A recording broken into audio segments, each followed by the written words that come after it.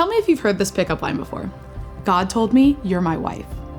You might be shocked to believe this, but there is nowhere in the Bible that says anything about God having a specific will for who you should marry, like a name or a person in mind.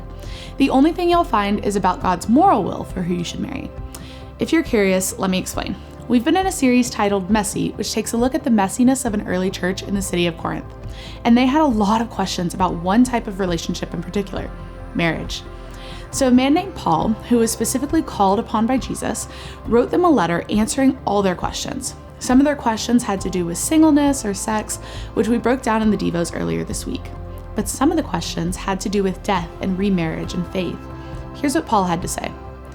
A wife is bound to her husband as long as he lives. If her husband dies, she's free to marry anyone she wishes, but only if he loves the Lord. But in my opinion, it would be better for her to stay single, and I think I'm giving you counsel from God's Spirit when I say this. So death ends a marriage, period, the end. And as a result, you're free to remarry, but only to someone who shares your faith. Remember what I said about God's moral will for marriage? Well, the most important box a significant other should check off is the most important space of compatibility, their faith. Why is this so important? Well, think about it. A true, deep, real faith is a significant determination factor when making decisions.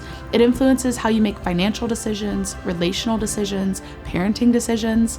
If you and your partner aren't on the same page about your faith, then you'll become at odds with each other about important decisions and disrupt the unity that's designed for marriage.